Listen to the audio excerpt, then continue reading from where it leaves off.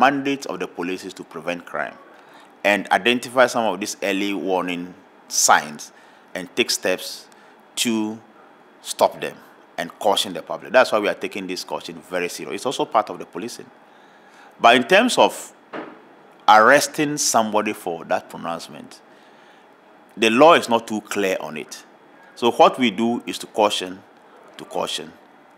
people to be aware of the implications of the pronouncements that they make, and then the implications of giving wide publicity to some of these pronouncements. That is what we are doing as at this stage. And we believe that if these things are taken seriously, we can nip these things in the bud and avoid this wide publicity that can cause fear. Because if out of these pronouncements somebody gets angry and he takes up an arm, then it will lead to a breach of the peace, which is not good for all of us. So we are only cautioning preventive measures against some of these prophecies. You see, there are ways that we do things that will not necessarily raise tensions. If one person is invited now, I'm sure that person will run to the media house and say, I've been invited by the police CID. And host of journalists will even come and stage live coverage here.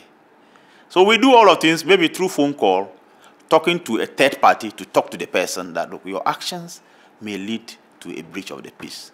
So what we want to avoid is to dramatize the whole thing, then it becomes another public issue.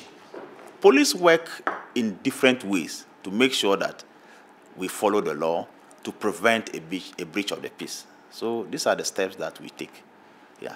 So you might not necessarily hear in the media that, oh, this person has been invited. Because if I say that ABC is to be invited tomorrow, I believe that Ghana Web will be here to stage and see how the person went to. I mean, these are things that is why I'm saying that it is also very important that the media should also be aware of the implications of what they put out there.